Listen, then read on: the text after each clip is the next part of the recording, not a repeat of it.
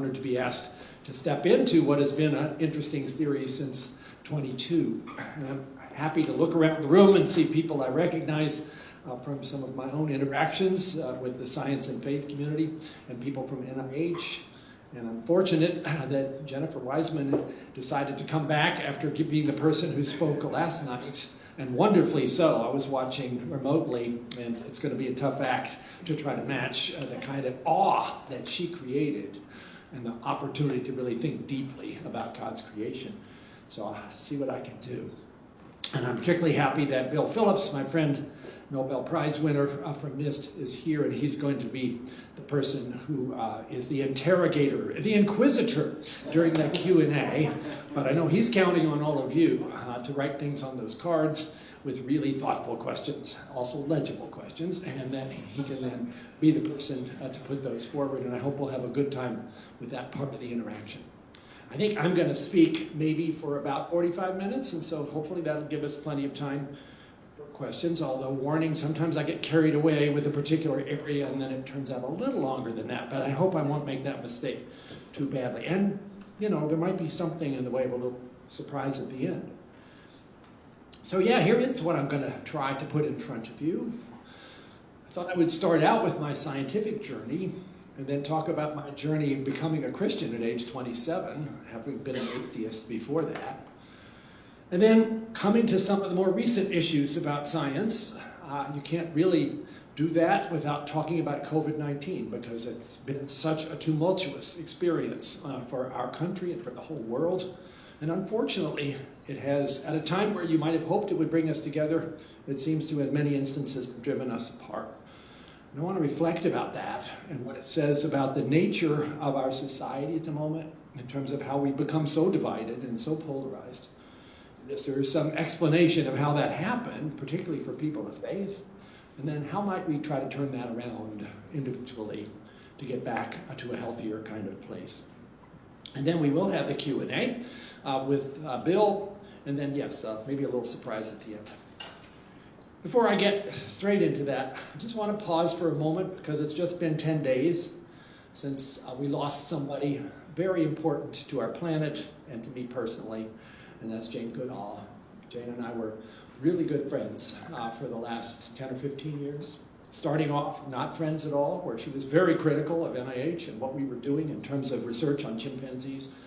And ultimately, with the strength of her argument and a careful analysis of what the science really says, I came to the conclusion that invasive research on chimpanzees was no longer justified, and NIH made a decision to no longer support that. Had a wonderful occasion with Jane at our house, sort of going through how that all happened. It took about 3 or 4 years to get to that decision, and those are all people who played critical roles in how that turned out. And there's Jane with her favorite, in this case, she's holding her stuffed cow, and her famous monkey, Mr. H, is being held by someone else in the back. And Jane was also somebody who loved fun.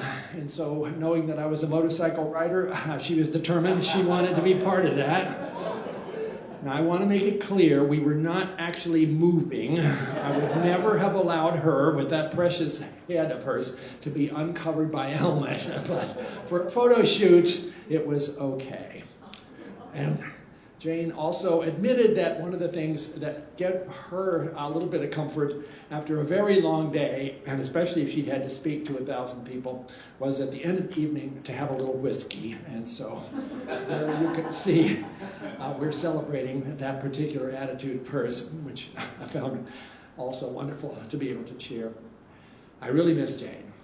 She worked a full day on a Tuesday. She was supposed to meet with 1,000 students on a Wednesday. And that Wednesday morning, they went to wake her up, and she was gone. Jane and I talked about end of life. She was 91. She knew this couldn't go on forever. She was not afraid of death. She was curious about it. It's going to be really interesting to see what that experience is on the other side. What she was afraid of was long downhill slide of health and capacities. I think God heard her and took her so quickly, which is hard on all the rest of us, but it was probably what she would have hoped for. And causes me again to go back and read. Jane has this book called Reason for Hope. We need hope right now, and that was very much the theme of everything she was doing in her last few years. And her favorite quote, when people said, how do you have the strength at 91 to keep doing this? She said, well, this is my grandmother's favorite verse from Deuteronomy. As thy days, so shall thy strength be, King James Version. So just take it a day at a time. God will give you enough strength to do what has to be done. So there's also a podcast that I did with Jane on the BioLogos podcast, and here's my first opportunity to advertise BioLogos. If you don't know that particular organization, that's a foundation that I started 15 or 16 years ago, which has become a major gathering place for people who want to talk about how science and Christian faith can actually be harmonious, be in a place to speak important things to each other. And there's a podcast run by Jim Stump that has really fascinating conversations along those lines, and one of them was Jane and me. If you want another insight to her, I think she told some stories in that podcast you won't find in other places. Have a look at that. Okay, so that was a little bit of an introduction with a moment to reflect on a very special person, but let me now move to the journey in science for my own story, because people are always a little curious about this, and I think it is a little unusual. That's me, about age 8 or 9 there, standing at the front gate of the farm in the Shenandoah Valley where I grew up, with our barn behind there. This was a fairly austere kind of setting. We did not have indoor plumbing. Growing up that way, you don't think much of it, but other people are horrified. And I didn't go to school till the 6th grade, not because my parents thought they wanted to teach me faith perspectives. They weren't interested in those at all. They just thought they were better teachers than what the county schools had to offer. And I think they were right. They had met in graduate school at Yale. They were both really thoughtful, deeply intellectual individuals. My dad was a college professor at that point. My mother was a playwright. So I learned to love the opportunity to discover new things from my mother. She was my main teacher. There were no lesson plans, as far as I can recall. It was, what's interesting today? Let's do that. And sometimes we would do just one thing for 2 or 3 days in a row because it was still interesting. And then you kind of hit an obstacle, like, okay, let's do something else. We were doing math, let's do history, or let's do literature, or let's do the study of words and where they come from. She loved that as a writer herself.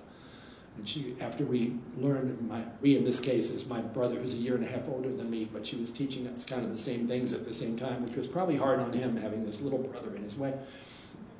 She would say, let's go to the Oxford Dictionary and let's look up a word, and you're going to tell me without looking, did it come from Latin? Did it come from Greek? Did it come from Old French? Did it come from some Anglo-Saxon roots? And after a while, I got pretty good at it. You can figure that out just by the way in which a word sounds and a little bit of knowledge of history. So yeah, I loved that experience. And then got to be 6th grade, we moved in town. My grandmother had a stroke and needed to have somebody in the house. And then I qualified to go to the city schools. And so my mother said, okay, it's time. I'm kind of done now. And off I went to a really wonderful public school experience in Stanton, Virginia. And there, in the 11th grade, I learned to love science for the first time because of a chemistry teacher who was very gifted in helping his students understand that science was really a detective story. That you get some clues, and then you have the chance to try to figure out what's going on there. And I decided, that's really what I want to do. Along the way, I also figured I had to do something sociable, so I learned to play the guitar.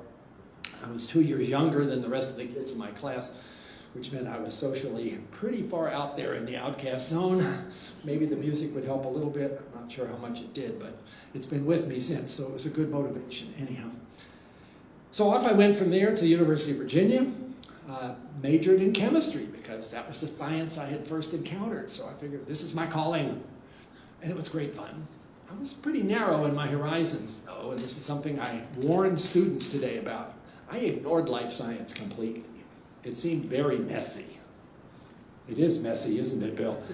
It is, isn't it, Jennifer? You guys went into astrophysics and other kinds of physical sciences for a reason. Life was going to be much more difficult to sort out. So I went all the way through undergrad and halfway through a PhD in physical chemistry before I realized I probably ought to look around a little bit and see what else is happening in science. And then I encountered this, this molecule. That's a chemical. It's deoxyribonucleic acid, otherwise known as DNA. And I didn't really have much knowledge about that, which is sort of shocking to think that you could have gone that far in science and not really learned much about molecular biology. But some of it was sort of being invented then anyway. That was part of my excuse. I mean, the genetic code was just being figured out when I was a PhD student. And so here was this molecule that was so compelling, carrying information in its series of chemical bases that are abbreviated A, C, G, and T. But think of it as a language. It really is. And those 4 letters make up the language of life for every living organism, and they all use it in the same general way in terms of how that instruction book gets transcribed into RNA and then translated into protein to do amazing things. And that was so elegant, and I suddenly realized I was wrong. I thought biology was devoid of any interesting fundamental principles. No, it has the most interesting fundamental principles. It has an information molecule called DNA. And that comes about because of the way in which you inherit it from both parents. And it made sense to me all of a sudden that there's a mystery here that must somehow be approachable by science, which is you all started out, all of us did, at one cell with this instruction book. And nobody was quite clear at that point how many letters there were in that instruction book, a lot. And it seems to be enough to specify all of those developmental stages resulting in an incredibly complicated organism, each of us. That's amazing. How does that work? Talk about a challenge for information science. And we also know, and I was learning more about this, that misspellings in that instruction book can cause serious problems. Sickle cell disease, 1 letter out of the whole thing, that is a T that should have been an A, is sufficient in 2 copies to cause somebody to have a lifelong disorder associated with absolutely gruesome pain and a short lifespan. So I figured this is something I want to do more with. I wonder, do I, skip the plan I had about physical chemistry and go do a postdoctoral fellowship in a life science lab? That was one possibility. But I thought, if I'm going to make a change, if I'm going to do something really dramatically different, I want to keep all the windows open. I narrowed my horizons too soon. Now let's just bring it on. So I'll go to medical school. I can do anything with that. I still wonder how that admissions committee at the University of North Carolina, hearing that story, said, okay, sure, come on. Things are a lot more competitive these days. I don't think I would have made it through, but they did. And there I did find, yeah, this is really what I've been looking for. It is science, but it's very digital because of DNA, but it's about people. And I might actually have the chance to do something that'll help somebody someday. Even though this is 1973, most people are saying, this DNA stuff is fine, but it's going to be 100 years before it matters in clinical medicine. Well, turns out they were wrong. So I studied internal medicine. That's my specialty. I'm an internist. I did a residency. I was a chief resident. And then I did a fellowship. There's a lot of training here. And eventually, I got a real job at the University of Michigan as an assistant professor, teaching medical students, taking care of patients, and doing research. And the research I was most interested in was trying to find the cause of genetic diseases for which we had no answers. So I guess I got called a gene hunter there at U of M, and it was hard. In the first 2 or 3 years, I made almost no progress trying to find the cause of cystic fibrosis. And people kept saying, you got it yet? And I would say, no, it's really hard. And we'll say, well, how hard can it be? Okay, I finally decided I need a visual. So this is a hayloft somewhere outside of Ann Arbor. And I went there with a needle and sat in the haystack and held up the needle so that everybody would know how hard it really is to try to find these answers. And yes, that's a real chicken. But little by little, having brought into my lab a couple of really talented people, and then importantly, figuring out that this is such a hard problem in 1987 that maybe it would make sense for the groups that are working on it to kind of collaborate instead of competing with each other. And one of them, Lapchi Choi in Toronto, thought that was a great idea too. And so his lab and my lab basically merged. That wasn't done in those days. And decided we would work on this together. And our people all got to know each other. We had lab meetings in a kind of rundown Holiday Inn in London, Ontario, because it was halfway between Toronto and Ann Arbor. So we could all get there in a day and talk science and then go home again without having to pay any money for staying overnight. I'm not sure the Holiday Inn appreciated that, but it was okay. And it began to work. Lesson here, collaboration really does allow you to go faster, as long as you're not going to worry too much about who's going to get all the credit. And in 1989, we had it. The cause of cystic fibrosis emerging and described in these 3 papers in Science magazine. And what was it? Well, for most people with this disease, just 3 of those letters of the genome out of what we knew by then was about 3 billion. That's the size of the genome. 3 in this particularly vulnerable spot in a gene that had never been actually looked at or even known to be there before was the cause of this disease. I have to do a little leap forward here because it is so gratifying to be able to say this. Here we are in 2025. It is now the case that 90% of people with cystic fibrosis who have that particular 3-letter deletion have access to a drug which took all of 30 years to develop in a wonderful synthesis of efforts from academia, funded by NIH, philanthropy, the Cystic Fibrosis Foundation, and then ultimately industry, a drug called Trikafta, which makes it possible for people with cystic fibrosis to plan for retirement instead of planning for an early funeral. It's incredibly gratifying to see that, but also a really important reminder about how hard this is. Medical breakthroughs don't just fall from the trees. It takes that investment, a lot of going down blind alleys and then pulling yourself back and trying to come up with a better hypothesis. That's how it works. I'll come to it a bit. I'm concerned that maybe, for the most part, our country has lost that sense. And we're in a bit of trouble now in terms of whether that kind of breakthrough would happen in 2025 or whether there would be too many inhibitory influences to make that kind of progress.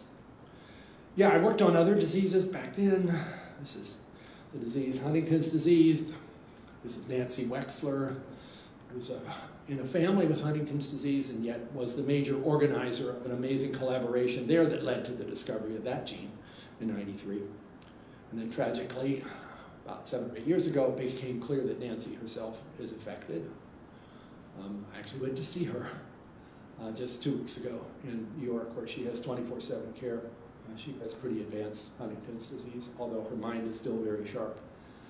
This is really hard for somebody who had done everything you could imagine to try to find the answers, and they didn't come quick enough for her. The very day I went to see her, there was an announcement by an Amsterdam company of a new gene therapy that for the first time shows benefit in Huntington's disease, which may be a little late for her to benefit from. And I worked on this disease, neurofibromatosis, which one of the more common genetic diseases that you probably haven't heard of. And more recently, I've been working on progeria, a condition which causes children to age at about 7 times the normal rate, even though they're otherwise developing as far as their capabilities and their intellectual capacity, just like a normal kid. In that picture, that's Sam, who at that point is 15 years old. Sam died 2 years later. Most kids with progeria before treatment will die at age 13, 14, or 15 of heart attacks or strokes. We are on the brink, potentially, of curing this disease, maybe even with a clinical trial within about a year that will actually go and fix the misspelling in this particular case, which is just 1 letter out of those 3 billion, for which we now have a gene editor that can be infused, directed by an appropriate virus that goes to the right places in the body, which is the heart and the aorta, and may very well stop the disease or even reverse it. We're going to find out. It works great in a mouse, but we've cured a lot of mice from a lot of things, so one has to be careful not to get too carried away with that. So that's what I did, and that's what I continue to do. My lab has been active ever since 1984, working on these problems, and that's been a very good way to stay anchored. But I got pulled into some other things that were much more demanding, and for which I was very poorly prepared, namely running the largest big science effort in life science that had ever been mounted, the Human Genome Project, which got started in 1990, initially under the direction of none other than Jim Watson, as in Watson and Crick. And then after he got into a bit of a pickle with his boss by insulting her one too many times, he was gone, and I was asked to step in and serve in that role, which was not something I thought was a good fit for me. But how can you walk away from the opportunity to lead the effort to read out the entire DNA instruction book with a whole lot of other milestones along the way? I will tell you, it was a bit of a challenge then to convince the scientific community this was a good idea. A lot of them didn't think so. Ultimately, part of my job was to recruit some of the best and brightest to work on this project. And that was true out there in many academic institutions. It was also true at NIH itself. And I'm glad to see Ken and Aaron right here, who were part of this effort in the earlier days of the Genome Project, trying to make this happen, which meant you had to invent all kinds of technology that wasn't invented yet. And you had to figure out how to do this in a really big collaboration. Because ultimately, when this succeeded in 2003, it involved 2,500 scientists, 20 research institutions, 6 countries. Took 13 years, and it was my job to be sort of the field general of all this and make sure it actually happened. And it did. And we got done actually 2 years ahead of schedule and $400 million under budget, which made the Congress very happy. And we gave all the data away. That's really important. There was also a commercial effort that was underway at the same time. They were going to have their part of it only available if you could pay. That didn't seem right to us. We're talking about our shared inheritance, our own instruction book. That ought to be available to anybody who's got a good idea about how to apply that for human benefit. And that's what we stuck with, and that's how it turned out. So I stuck around with the Genome Institute for another 4 or 5 years, working on projects to try to understand how to read this language, which was kind of all new. And then had another calling in 2009 from President Obama to serve as the director of the entire NIH, which is a pretty daunting thing to imagine, the largest supporter of biomedical research in the world. That meant I had to know stuff about neuroscience and immunology and really hard and complicated topics that I could not have said I was an expert in, but it was a great moment to remember my experience with my mother, learning new things. It's really fun. Okay, here's your chance. You've got a vast number of opportunities.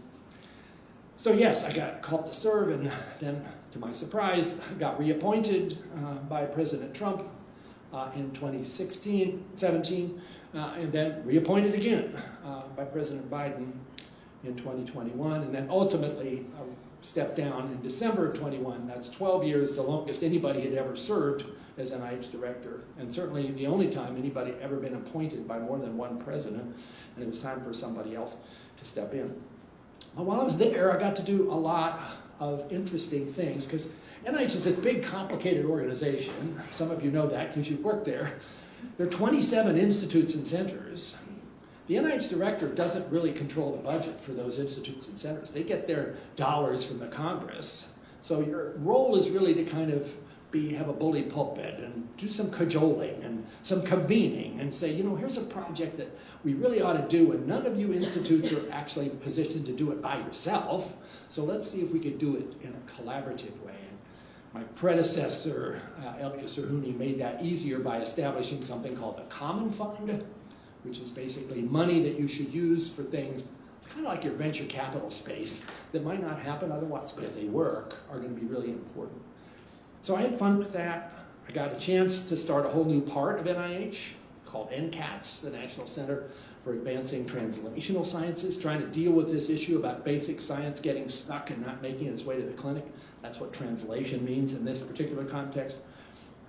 With Obama, I got to start the BRAIN Initiative, which is now 10 years old, trying to figure out how all those 86 billion cells between your ears do what they do. And we're making pretty good progress on that. That's the most complicated structure in the known universe. I don't know, Jennifer, are galaxies more complicated than the brain? We can have a conversation about that. I'd say the brain is more complicated. Okay, she's acknowledging the brain is going to win the sweepstakes here. So we're going to take a while to get the answers to that, but we're beginning to, and it's beginning to shed some really important fundamental light on what happens when things don't go right in the brain, like schizophrenia, for instance, or Alzheimer's or Parkinson's or PTSD or autism. And then we started a project called All of Us. This is a particular dream of mine, to have a very large-scale cohort study, currently up to 880,000 Americans who are our partners in this. And they agree to make their medical records available. They provide a blood sample that results in a complete genome sequence. They answer all kinds of questionnaires about their health behaviors. They wear Fitbits. And that is all information, anonymized, that's access to researchers to try to figure out, okay, one size fits all probably isn't working so well for us in terms of prevention and treatment. Here we've got the chance to figure out individual differences and how they affect the outcome. This is now about 5 years along. It will get better and better over the coming years. And then things started to happen in some of those areas that I didn't know would happen in my lifetime. The advance of CRISPR, this amazing ability to be able to do kind of find and replace in the genome just like you would in your word processor, led to FDA approval of not one but 2 different protocols to cure sickle cell disease. Just an astounding thing to be able to say out loud. Still very complicated, very expensive, and we're working on ways to make it much more accessible and less toxic, but it is there. And then I'd also got the opportunity, which I hadn't planned on, to work in the White House for a year as the president's acting science advisor, which provided some other things that I'm excited about seeing go forward in terms of things that can help people avoid certain illnesses or to be treated more effectively if they fall sick. So that's kind of my scientific story, except for the last part, which is I continue to work at NIH as a person overseeing a research lab, working on diabetes and on this rare disease I mentioned earlier called progeria. And that was what I thought I would still be doing, but in late February, I was made to feel extremely unwelcome in that circumstance. And so I left NIH on March the 1st, and I'm currently unemployed. So that was the science part. How about the faith part? How did I come to be a Christian? I think I mentioned that I didn't grow up with any faith tradition. My parents were not dismissive or denigrating. They just didn't think it was worth spending time on or very interesting. So I adopted that same view. And little by little, as I got more interested in science, I became a bit materialistic about the only thing that's worth talking about is what you can measure. A lot of scientists do get into that same mindset. I saw them around me. I figured, okay, that works for me too.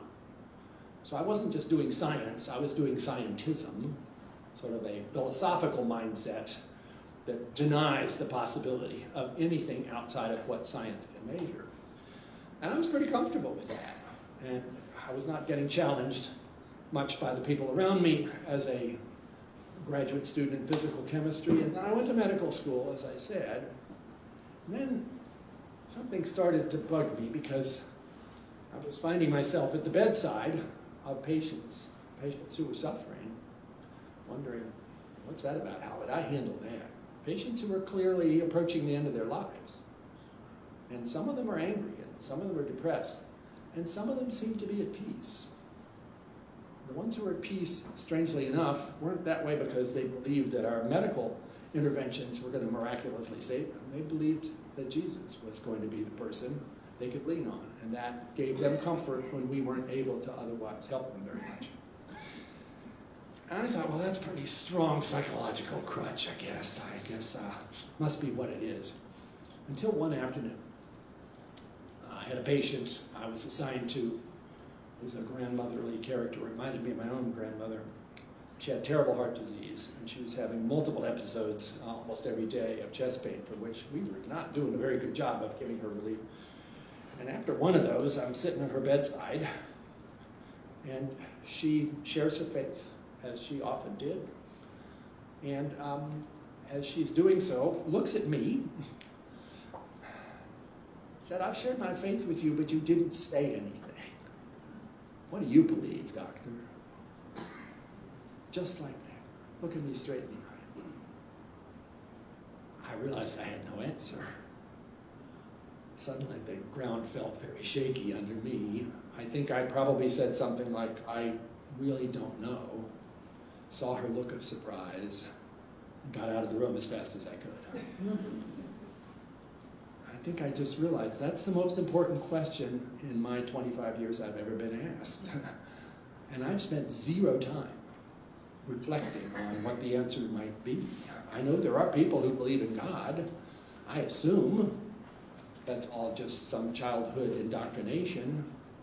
But some of them seem like pretty substantive people. Maybe I'd better explore this a bit so I can strengthen my atheism.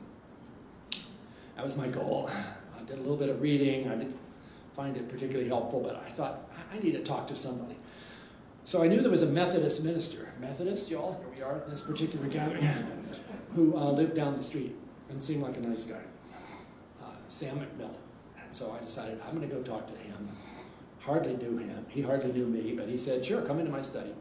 And I then proceeded to ask him a whole lot of blasphemous questions. And he proceeded to give gentle, thoughtful answers, basically saying, "I think you're on a journey and you're pretty early on it." And then he said, "You know, your journey seems a lot like one that other people have traveled. Maybe it would help you to hear what their reflections are. Here's a little book that you might want to read." And yes, it was Mere Christianity. What else? I took it down. I walked back half a block to my house. I sat down, I opened it up, and started reading that first chapter. Right and wrong as a clue to the meaning of the universe. Whoa, that's big stuff. I've never thought about anything quite like that. And 3 pages in, I realized I was in real trouble. That my arguments against God were those of a schoolboy.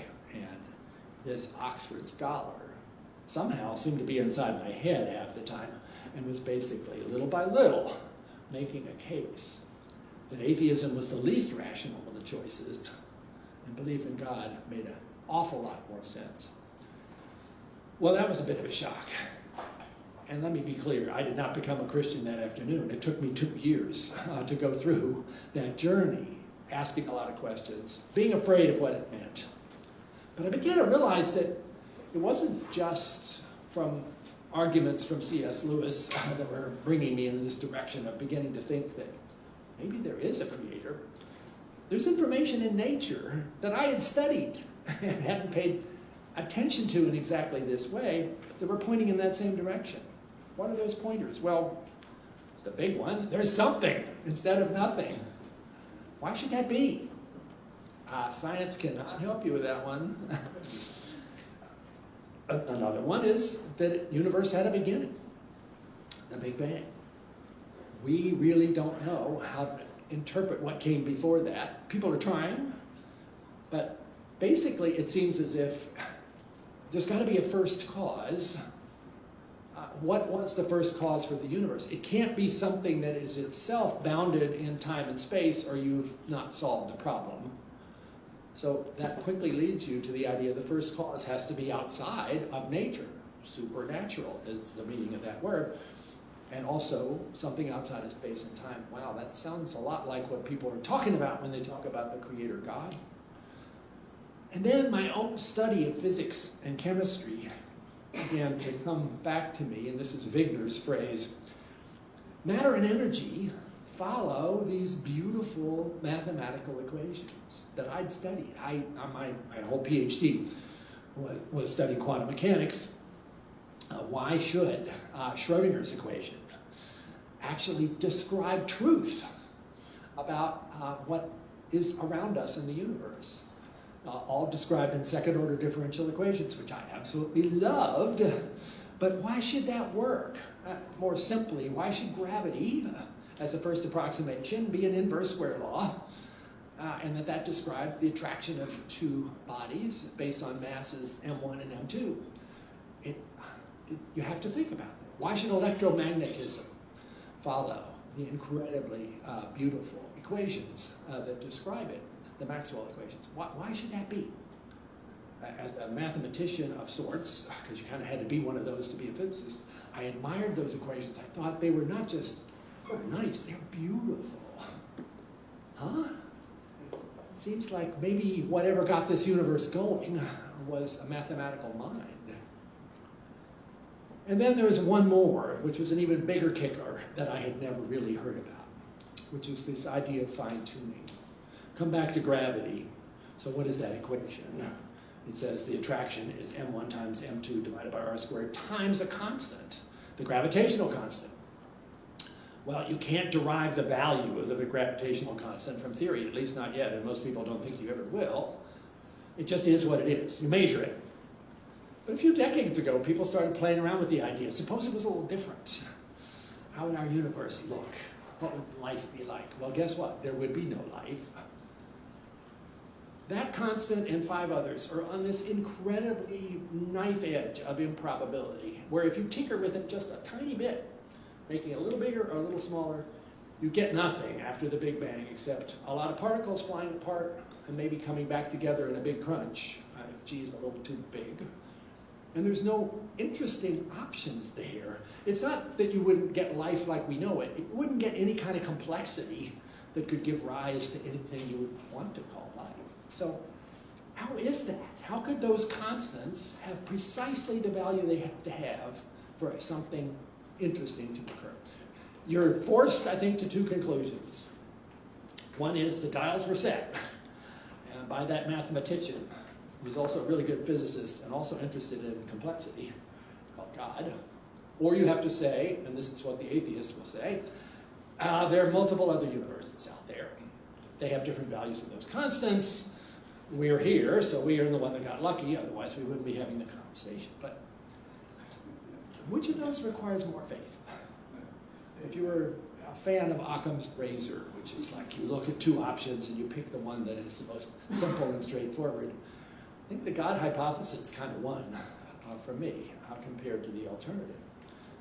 But that got me to a God who's maybe a deist kind of a God. Einstein would have approved of this so far, I think. Stephen Hawking would have approved of this, mostly so far, that there is an intelligence behind the universe. But does that God care about me? That's a much more difficult question to find those same scientific signals. But I ultimately realized there were signals there too. And one of them was in that first chapter of C.S. Lewis's Mere Christianity. Right and wrong as a clue to the meaning of the universe. Why is it that all human societies have always had this idea, and it's a really important one, that there is a thing called right and a thing called wrong?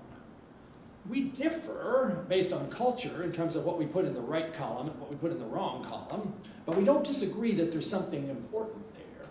And when we ourselves decide to do something in the wrong column, we make excuses about, well, it was because she said that to me first, or I was tired. So that almost proves that we believe that this applies to us. It's a moral law, a law that we regularly break, but it's there. So where does that come from? Now the evolutionists will try to explain this by saying this is basically an influence on human behavior that has allowed us to flourish and survive and propagate and reproduce. And you can kind of see how that works for things like kin selection, where you're nice to your family because they share your DNA. Or even group selection, although there's some argument about that. But those evolutionary arguments require you to be hostile to outgroups. Otherwise, you would not really make the whole thing work for propagating your own DNA. And that's where I have trouble fitting this together. What are the things that we look at as the most dramatic examples of what it means to be human in the way we're called to do? It's usually some sort of dramatic form of altruism, maybe even radical altruism, maybe even self-sacrificial altruism. I mean, which of you, if you were walking down the road and saw a 5-year-old dash into traffic with oncoming cars, would not try to do something. Of course you would, even if it's somebody you never met before and it's somebody of a different group. You're called to do that. Or if you see somebody drowning in the middle of the river and you think you might be able to save them, are you just going to walk away? No, you're going to try to do something to help. At least you feel like you should. Now, maybe we don't always do this, but we feel like we should. And when somebody does, we go, yeah, that's what we're called to do. That's who we are. Where does that come from? Those radical altruistic responses are a scandal to evolutionary pressures. They don't make sense, and yet we believe in them. So if I was looking for a signpost in my own heart that God actually is sending me a message about his calling of what he wants me to be, and I find this moral law there, that got my attention. And it also says, doesn't it, that if it's God that is the source of this, then God is good and holy. And God wants me to follow that lead. Okay, that one got me. I'm now a year and a half into my 2-year effort, and I'm having more and more trouble fighting off this sense that the hound of heaven is after me. And there was one more signal that also, I think it touched me even in earlier times, which is beauty. I don't think we should put short shrift to this part of the way in which we are called to recognize that we are more than just atoms and molecules. Why does beauty make such a difference? Why, when you see a particular beautiful sunset, or when you hear a piece of music that just lifts you completely out of yourself, why does that have such power? And why does that give you this sense of longing, which Lewis called joy? It's almost exquisite. It's almost painful. It's this sweet moment of longing, like, oh, I think that's what I'm made for. And then it's gone after a bit. And it was both the most remarkable kind of longing, and yet you realize most of your time you're not there. What is that? That feels like a calling.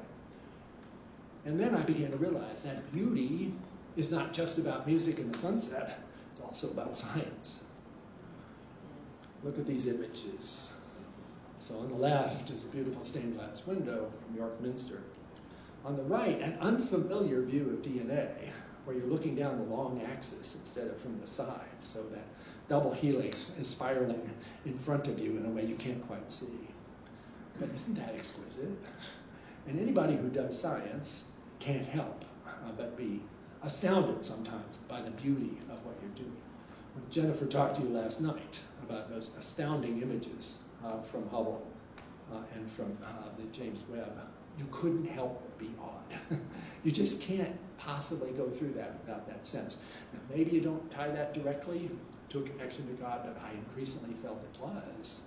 It's another, not a proof, but an evidence. So after 2 years of this struggle, fighting pretty hard all the way along, recognizing, though, that I was probably not going to be able to go back to being an atheist or even an agnostic because the case was too strong, and feeling this greater and greater urge to just give in and embrace the option. And along the way, learning about the person of Jesus, who I thought was a myth until I really began to learn the real truth of his life, his death, and his resurrection. And suddenly all that made sense, because I got to tell you, I was recognizing that God was good and holy and recognizing that I was not, and that was a bad moment. Like, just when I think there is a God who cares about me, I feel like the only appropriate response for God would be judgment. And then Jesus appears in a way that I've never understood before. And finally it made sense to me when people said to me when I was a kid, Jesus died for you. I thought, that makes no sense. Now it made perfect sense. So on a hike in the Cascade Mountains, on a beautiful day about this time of year, the beauty of the scenario, of the scenery, just overwhelmed me. And I felt I can no longer stand still. I've got to take the leap. And it is a leap. You're never going to be in the place where you know for sure that you're leaping into something you can prove. But it was absolutely the thing I needed to do. And I knelt the next morning in the dewy grass, and I gave my life to Christ. was 27. That was a while ago.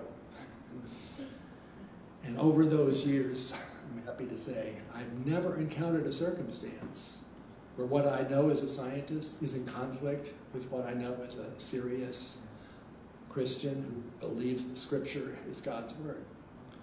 I think there are plenty of times where we perceive a conflict, oftentimes when there's a debate about how to interpret particular parts of the Scripture, but I haven't encountered a place where that could not be worked out. Maybe not in, okay, I see the perfect answer, but I see several possible answers. And I've come to love the idea that God, as Francis Bacon said, gave us two books.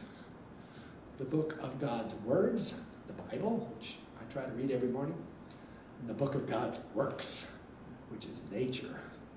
All those far-flung galaxies, all the way down to particles inside the atom, and you and me. And I wrote about this in this book called The Language of God. And to come back to the title that I gave for today's presentation, it is wonderful to be able to speak to you about this because the God of the Bible is the God of the genome.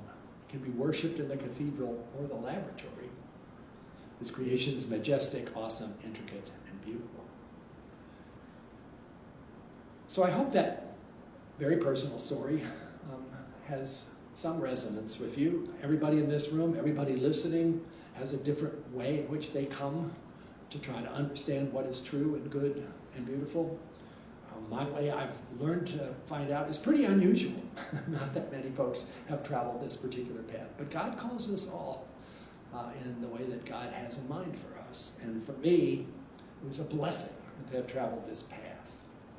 I think it helps me as somebody talking to non-believing scientists to be able to say, this was not something I learned as a kid. I'm jealous of those who were, because I think their faith, your faith, many of you, has that long sweep of your whole life existence to build upon, and I didn't really get started until I was a quarter century along.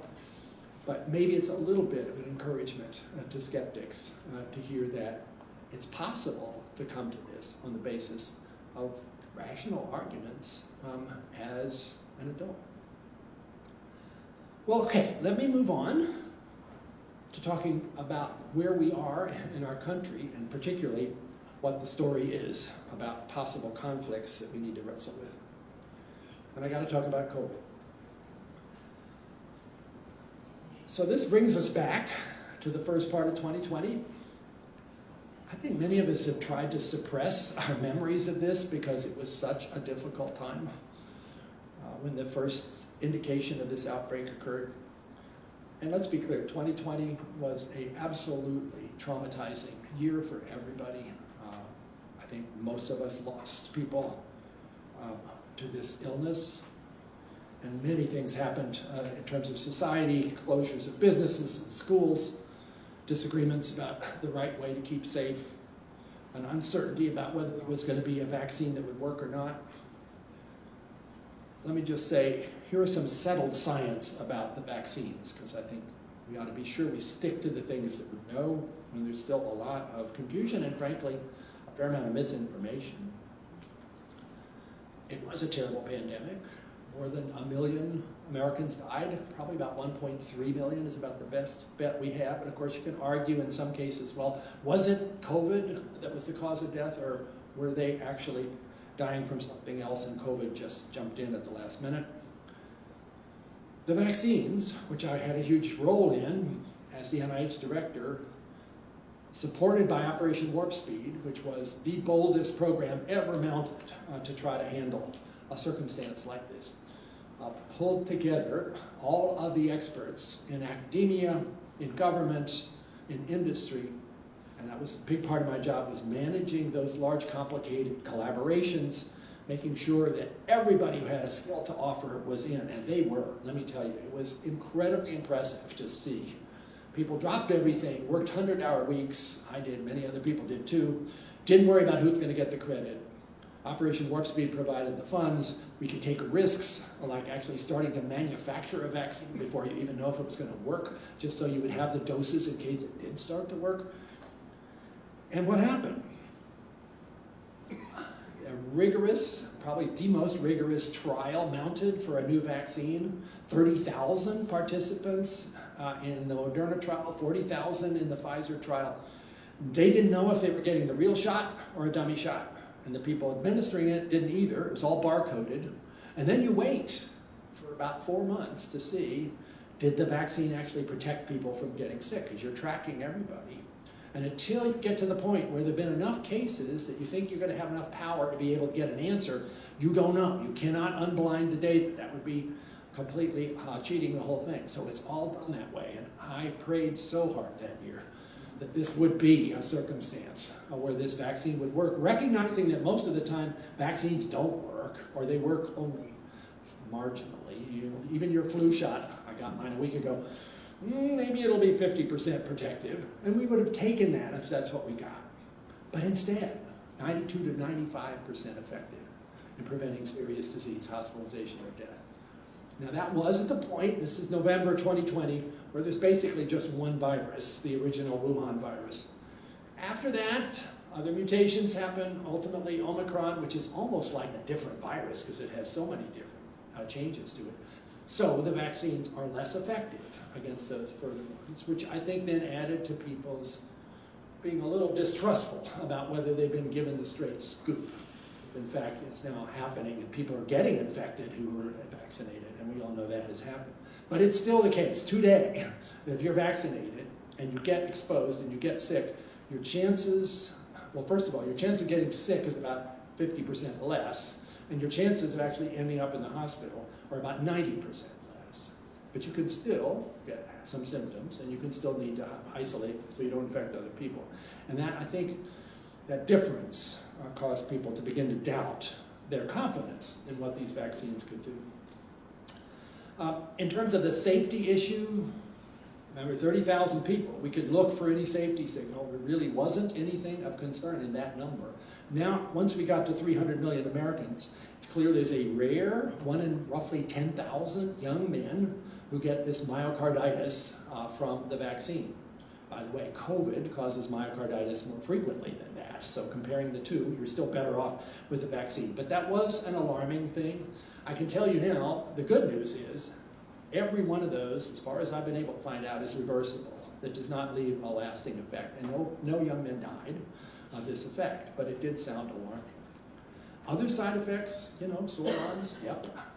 But for the mRNA vaccines, they have a remarkably good track record as far as safety. And how many lives were saved? Well, Commonwealth Fund has done their analysis. Comes pretty close to most of the others. 3.1 million lives saved. Probably some of you could be one of those. I could be one of those. How do you figure out who got saved? But you can look to see what's the difference between those who got vaccinated and those who didn't, and you can do the calculation. And the saddest thing, more than 230,000 people who chose not to be vaccinated are now in graveyards. That's just between the summer of 21 and the spring of 22, which is when we had a lot of COVID around. That's Kaiser Family Foundation's data.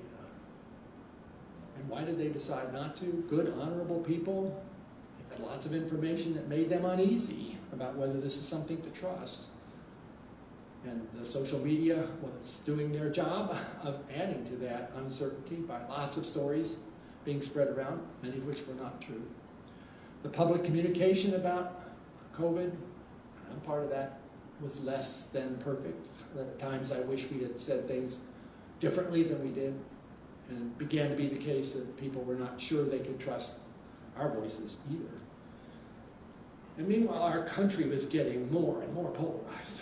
And politicians, I'm sorry to say, were making that worse. Our politicians are more polarized in the country.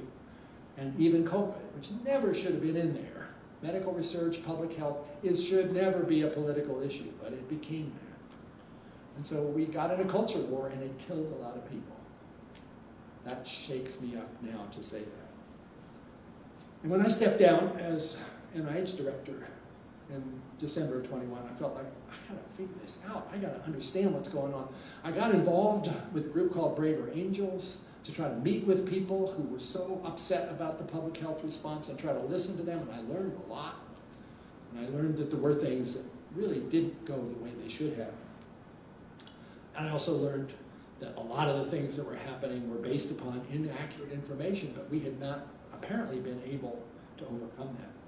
So let me turn then to the current state of our nation and our world, because COVID was part of this, but it applies across many other areas as well. What's happened to us and what do we need to do about it? I think, first of all, we're divided.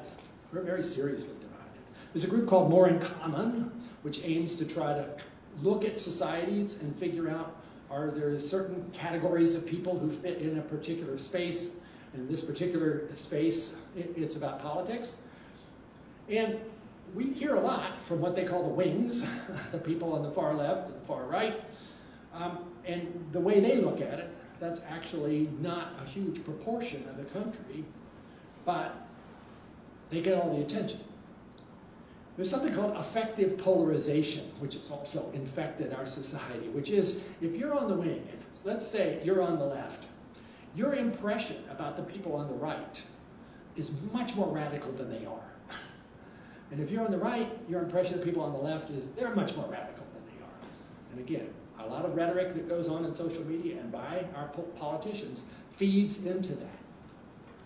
I wish we'd sort of take the word radical out of our language when we're talking about somebody who's an American. But if you look at the diagram, the people in the middle, those 67%, they're still kind of reasonably not happy about what's going on, but not aligned with the wings, and they're exhausted. They're like, can we please stop with all this animosity? And many of them are kind of checked out. But we are the people. They are the people we need now, I think. Maybe, I feel like I'm part of that, maybe you are too. Maybe we need to rise up and try to make something better happen instead of this terrible polarization. Because it has gotten to the point where it's not enough that your side has to win. The other side has to lose. As in this cartoon in the New Yorker, the two dogs talking to each other in the bar. It's not enough that we succeed, cats must also fail. Well, we laugh about it, but look at what's happening now in some of the conversations you'll see. So how do we get here? Well, I think some of our traditional anchors that have kept us in a healthier place have been lost, or at least have been frayed. Truth. Is there really such a thing? Aren't we postmodern now, where there is no truth, it's just your truth? Is it okay to say that might be true for you, but it's not true for me if you're talking about whether the earth is flat or not? Science is caught up in this. People are beginning to doubt whether science is giving us truth. Isn't it biased? Doesn't it make mistakes? And what about faith? Why have our faith communities not been in a better position to resist this by putting forward love and grace and truth? But instead, it seems like faith communities have been particularly caught up in a lot of the misinformation. The group most likely to resist the COVID vaccines were white evangelicals. I'm a white evangelical. But all of the messages that were going out hit them particularly hard. And then what about trust? What's happened to our ability to figure out how to trust rationally about who is it that you can actually be confident is giving you a straight scoop and who is not? Well, let me unpack these four things: truth, science, faith, and trust fairly quickly. And I realize I am talking longer than I meant to. I got really carried away about my personal testimony. So moving along here. So truth. Let's be clear that there is such a thing. But you have to think carefully about any particular claim, about where it sits in this circle, this set of circles, that range from absolute truth to opinion. And if you get yourself in the wrong circle, you're likely to be mixed up about the argument. Necessary truth, middle circle, is basically mathematics. 2 + 2 is going to be 4 in any universe you can imagine. Very important next circle is firmly established facts. The things that we as a society have decided over time, has evidence to support it, it's been tested, it's been checked, and we agree this is true. The earth goes around the sun, not the other way around. The next circle out, uncertainty, where reasonable people may disagree, but a goal for us ought to be things that are uncertain is to work at them and see if there is real truth there and then move them in to the next circle in, if we can. And then there's opinion. And no disruptions happen to society if people disagree about things that are opinion. Do men look good in shoes that have brown leather tops and thick white soles? There's a disagreement about that at my house. And it has not resulted in any disruption to our marriage. So that's okay. This is what makes life interesting, have different opinions. But let's not take something that's an established fact and decide that's an opinion because you don't like it. Facts don't care how you feel. And these days, it almost feels like people have given themselves permission to say, I don't like that fact, so I don't believe it anymore. This all brings me then to this issue about bias. I guess I will admit to you that until I got into thinking about this, I thought of myself as a purely rational creature. And I thought everybody else could be, if they were just careful about it. Presented with evidence, you would always come up with a rational response that reflected the truth. In that regard, I was kind of a Cartesian. Rene Descartes, I think, therefore I am. Well, not all philosophers saw it that way. David Hume, the famous retort, reason is and ought only to be the slave of the passions.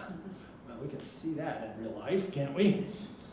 I actually like Blaise Pascal's view of this. It's a little gentler than David Hume, plus Blaise was a remarkable Christian whose Pensées are worth reading if you have never done so. The heart has its reasons, which reason knows nothing of. Okay. Well, I'll tell you one other philosopher that I've gotten interested in, although not a Christian, and somebody who's a little hard to read, but this is Willard Van Orman Quine, who has this image of the web of belief, and this has helped me. Let me see if it helps you. And that is this idea that all of us have, pre-existing at any given moment, in our head, a sense about what we think is true, and it's not all equally confident in terms of the truth, some parts of it more than others. It's like a web, and if there is something in the center of your web, a node there, you're really attached to that. And if somebody's going to come along and try to knock that out, you're going to resist. If it's further out, oh well, you know, maybe it could be discussed. So here's my web. I do believe science is trustworthy. You're not going to convince me that it's not, unless you've got really good evidence. Now, let's be clear, science that has been replicated and tested and confirmed. I think my wife loves me. If you try to tell me otherwise, I'm going to resist you unless you have really good evidence. My cat loves me. I think so, but she's a cat. So, all right, it would not break my heart if somehow I discovered she'd moved next door and abandoned me, because that's what cats do. Jesus died for me. Yeah, I believe that. And the resurrection is true. I believe that too. It really happened. That's central to my faith. When it comes to other kinds of areas of faith, I'm a little mixed up about pre- and post-millennialism, so I'm not going to hang my hat too heavily on any part of that, so it's a little further out. On to health things. Vaccines are safe and effective. Well, yeah, but not always, so that's why that isn't quite in the middle. That's how safe and how effective, and are they going to be better than getting the disease? That's the question. Public health needs experts, yes, but it also needs public input, so I didn't put that right in the middle. The CDC is always right. No, that didn't quite always happen. Well-intentioned for sure. Was mandating masks in schools essential? At the time it felt like we got to do this, but maybe that was overstating. Climate change is real, you bet it is. That is undeniable. Yes, Joe Biden won the 2020 election. I don't want to spend time on that. And this one, which is not so popular in some circles. Structural racism in the United States, built on 400 years, coming out of our history of being a slavery country, it's real. And we have not completely gotten past that. So think about that. Maybe you want to make your own web at some point and decide, because it will tip you off to places where you're flexible and where you are not. Now, science. Science develops hypotheses, experiments, replication, makes mistakes, ultimately self-correcting. This picture, that's my former lab when I was able to be there before March 1st. All people working on diabetes and that disease called progeria, very dedicated to finding truth and doing something to help people. But now I have to say, the future of American progress in medical research right now is at serious risk. We've made remarkable progress. We've been on a roll. Significant improvements in cancer, heart disease, HIV/AIDS, which used to be lethal, now associated with long survival, cystic fibrosis, I mentioned, GLP-1 drugs, I don't know how many of you are taking them, a lot of people are, curing sickle cell disease, and on and on and on. We've been leading the world in these kinds of breakthroughs. But now, that whole enterprise is under attack, major proposed budget cuts, thousands of grants terminated, and research universities under threat. The scientific community demoralized, more threats now in the last day about firing even more people, even though at NIH already 2,500 people were let go, mostly without any justification. So what's going on here? There's a disconnect. I think most Americans, if you ask them, appreciate medical research, but may not appreciate what's happening this year to that enterprise, which has been set back more than anyone could have imagined in just the space of about 8 months. One of the things I'm doing right now is to try to get the word out there to everyday Americans that medical research really is something you'd want to care about. In a program called We Are Living Proof, putting stories in front of people about real Americans who have benefited from medical research.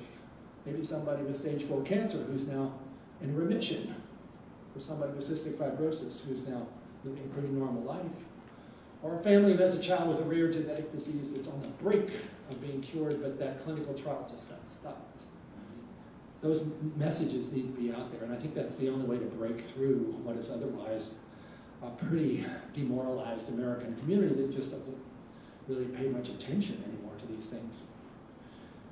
Okay, what about faith? Again, this ought to be the place where we could approach our current divisiveness with positive benefits, because faith can answer questions science can't help with, should be an anchor in the storm, and should be able to advocate against the divisiveness and the animosity, and for love, grace, and truth. Our Christian calling has a lot to say about this. Love your neighbor as yourself. Love your enemies and pray for those who persecute you. Your enemies, you're supposed to love them. How are we doing on that? And here's John chapter 8. Jesus' words, you will know the truth will set you free. You ought to be in a particularly good position as Christians to be able to claim the truth. And a very sober warning. This was pointed out to me by Deb Harsma, biologist, a couple of years ago. Read these words. These are 6 things the Lord hates, 7 that are detestable to him. Haughty eyes, a lying tongue, hands that shed innocent blood, a heart that devises wicked schemes, feet that are quick to rush into evil, a false witness who pours out lies, and a person who stirs up conflict in the community. Wow. That does feel like a lot of what we are seeing right now, and I don't think Christians are immune from some of those behaviors. I'm talking to myself here. We have 15 minutes. And then there's trust. Oh my. Bill, your questions are going to have to be really concise. I'm sorry. I've done it again. Okay, quickly, trust is a critical part of this. How do we decide who to trust? Well, the problem right now is that trust is being eroded in almost everything. Look at this diagram of what's happened since 1977. All those arrows going hard to the left in terms of percent of people who trust a particular organization. And how is it we decide how to trust and what's happened to it? I think basically we have 4 ways that we, consciously or not, assess a claim and decide whether to trust it. Is the source, does it have integrity? Is it competent? Is it humble and willing to say, I don't know everything? But then there's this 4th one. Does that source align with my values? You're doing that. And especially when we're often tribal alliances, that potentially is not helping. And it tends to kind of take over. So if you have a source that's in your bubble that's actually spouting nonsense, you might even take it seriously, because, hey, that's one of my people. And if you have another source over there in some other bubble that's telling you something really important and true, you're like, well, you can't trust those people. We're all doing that. If you look at various threads on the internet, you will immediately perceive that your attitude towards a particular claim depends on what was that source. So what are we going to do about this? How do we find our way back? Well, I think it's up to us. We need to re-anchor ourselves as Christians in biblical, not political principles. We need to do a better job of telling the difference between facts and fakes. We need to engage with family and friends outside of our bubble, which we've sort of stopped doing. More listening, less shouting. This is where Braver Angels has taught me a lot. And if you're not aware of this organization, look up braverangels.org. They have chapters all around. You might even want to join them and see what that's all about. Help the kids, because I think the kids are particularly demoralized, discouraged. Many of them haven't actually experienced a culture that was actually benevolent. They've only grown up with this place where everybody is opposed to everybody else. Seek out opportunities for dialogue, demand character, vision, and positive action from your national leaders. That would be a different thing. And maybe consider signing a pledge. This is a pledge that's in the book, The Road to Wisdom, which I won't read for you. But again, it's an opportunity or maybe a calling to not just think there's a problem, but make a pledge about what you're going to do about it. Reaching out to other people. Being more clear about facts versus fakes. And I just mentioned the book, and this is what I've told you is a bit of a quick version of what's in the book about my own struggle to discern the path. But the better answer about wisdom, which I'll finish with, is from the Bible. This is a beautiful calligraphy of 2 verses from the book of James, drawn by my daughter. But if any of you lacks wisdom, let him ask of God, who gives to all men generously and without reproach, and it will be given. And what's that wisdom like? Pure, peaceable, gentle, reasonable, full of mercy and good fruits, unwavering, without hypocrisy. That's what we need. I'm pleased to have the chance to run through all of this, and apologize again that I went on a bit long. But thank you very much.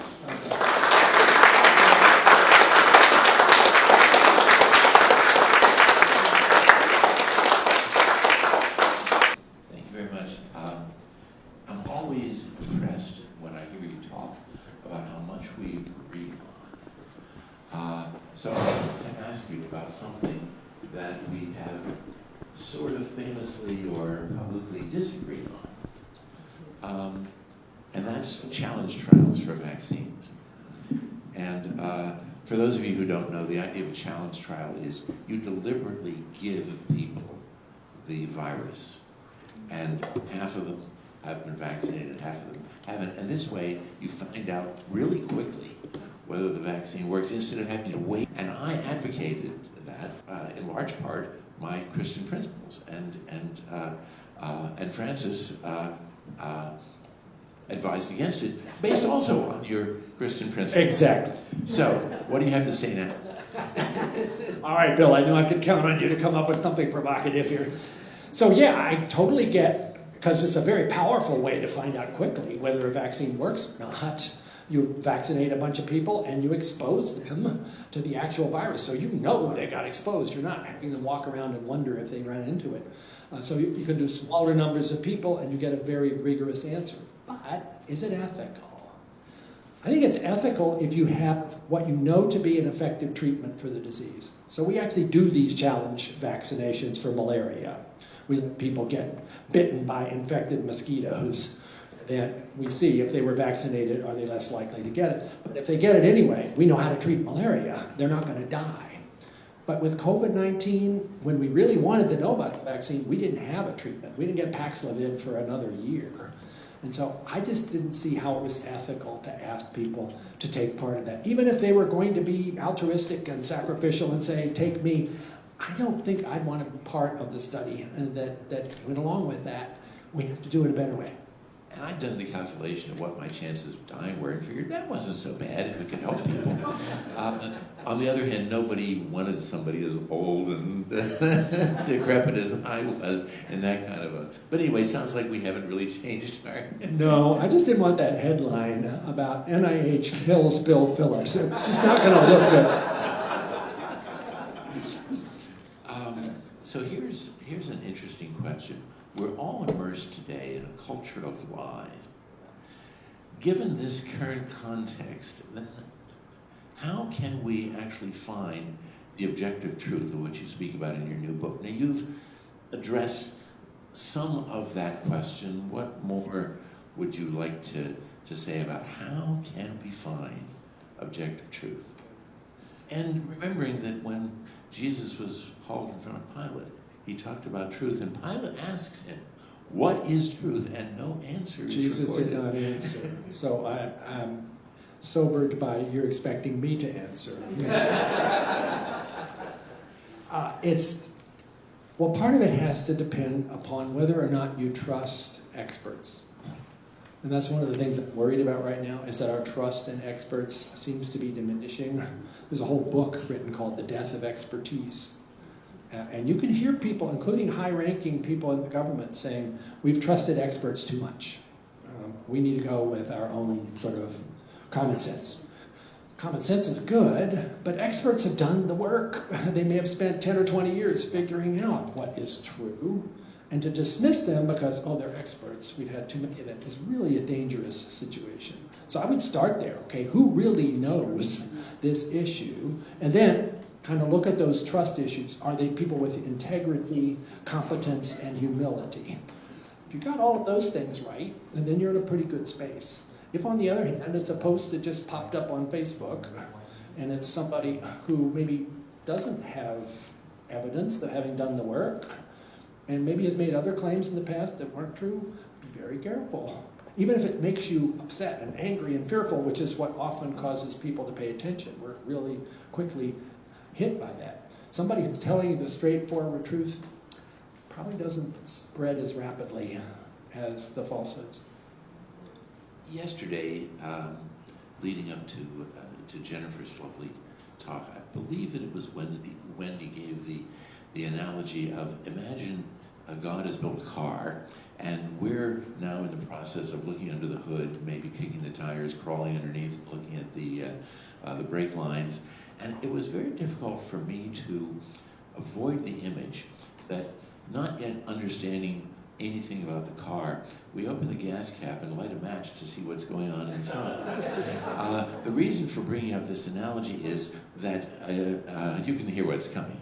That there's a lot of things we don't know. And what kind of controls, if any, do you believe society should impose upon scientific research, understanding that it's awfully difficult to keep people from following their innate curiosity, and very hard to put the cat back in the bag. And as you well know, physicists are indicted for bringing the scourge of nuclear weapons into the world, and now geneticists are being cautioned about any number of things. What about that?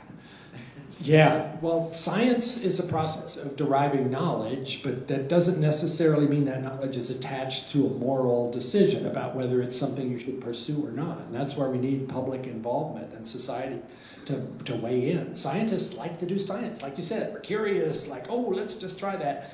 And you can't count on science to be completely self-regulating, or things will go wrong. So, for instance, there's a big debate about whether we should use this CRISPR approach, which allows you to do gene editing on human embryos. There are increasingly people going, well, yeah, why not? We can improve ourselves. I'm horrified by that. We are already fearfully and wonderfully made, and for us to decide we're going to take charge of improving that outcome, that crosses a line into a space where we are no longer giving thanks for having been created. We're trying to do the creating ourselves. And all kinds of outcomes may happen there, not the least of which is separation from God, that I would absolutely be opposed to. But secular voices aren't necessarily agreeing quite as much about that. It's only happened once by a rogue scientist in China, but increasingly people are talking about maybe we should actually be bold and do it again. So there's an example. Another is this whole issue about gain of function research. This is kind of a buzz in the infectious disease area.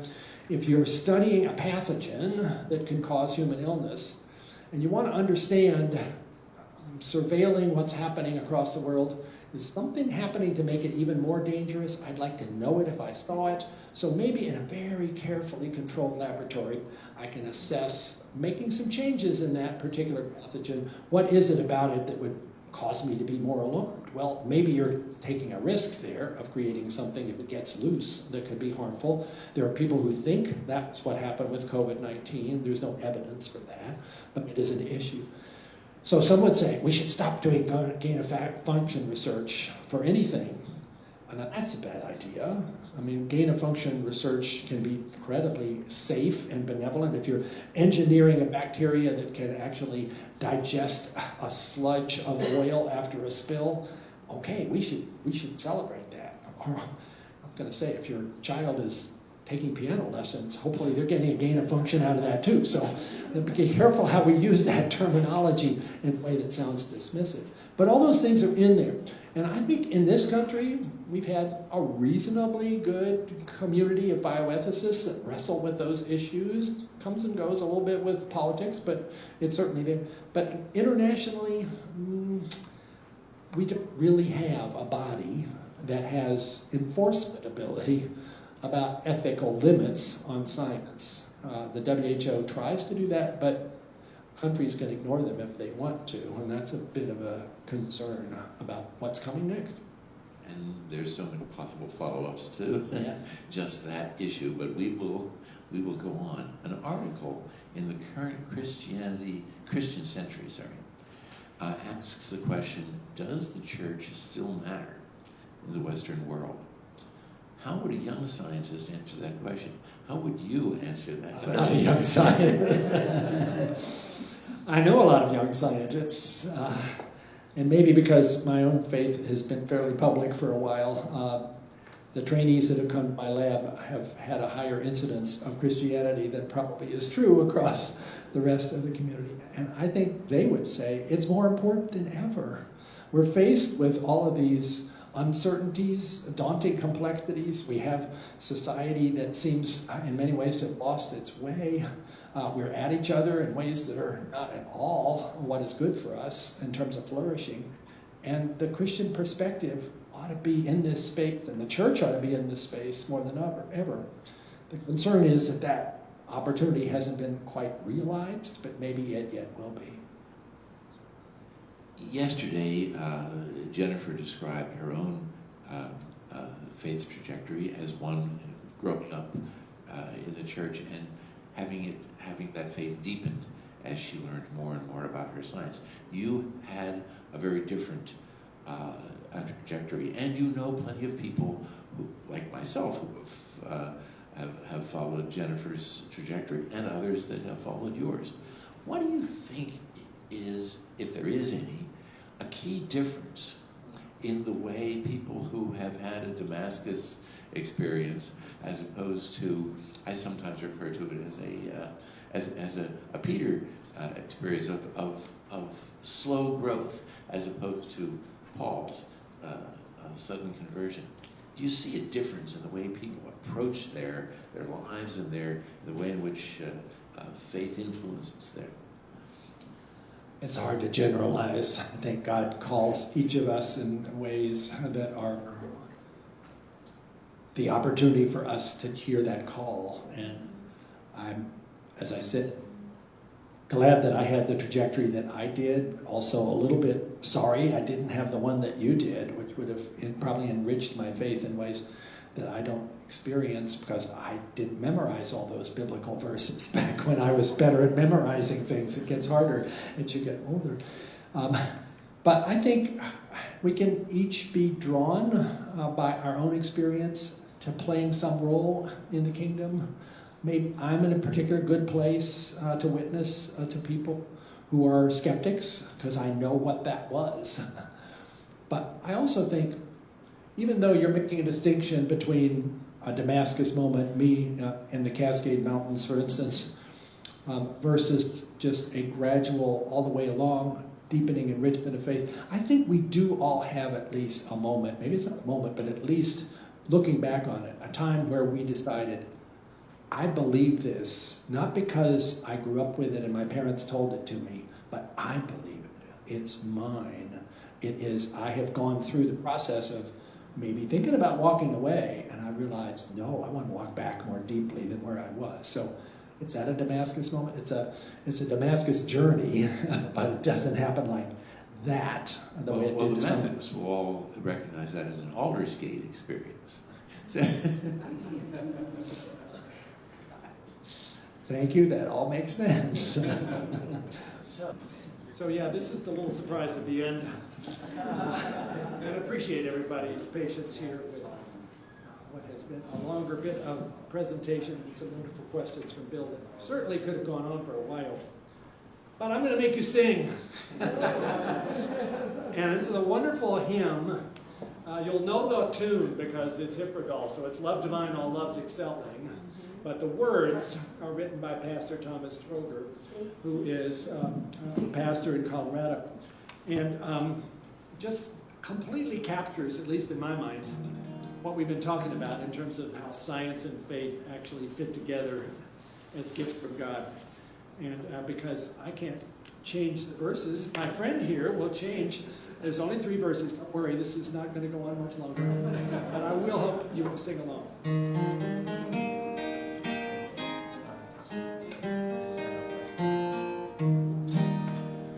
Praise the source of faith and learning that has sparked and stoked the mind with a passion for discerning how the world has been designed. Let the sense of wonder flowing from the wonders we survey keep our faith forever growing and renew our need to pray.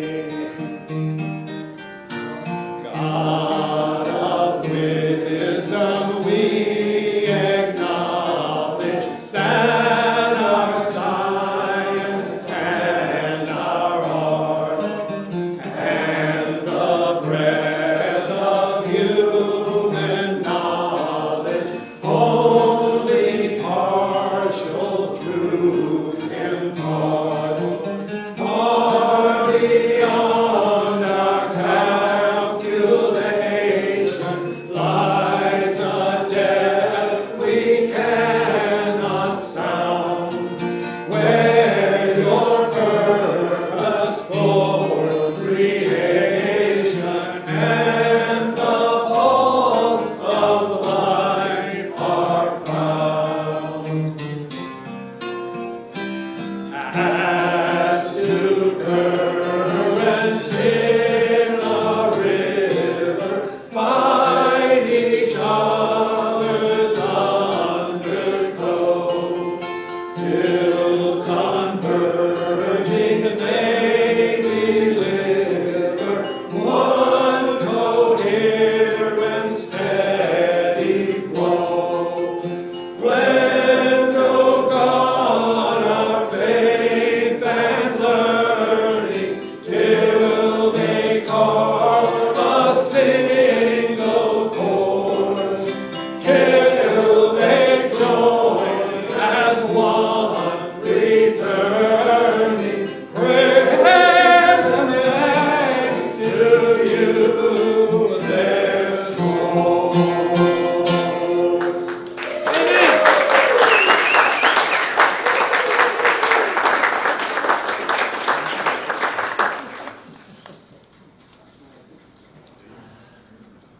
Thank you so much, everyone, and for the music, and go in peace and a safe trip home. Amen. Amen.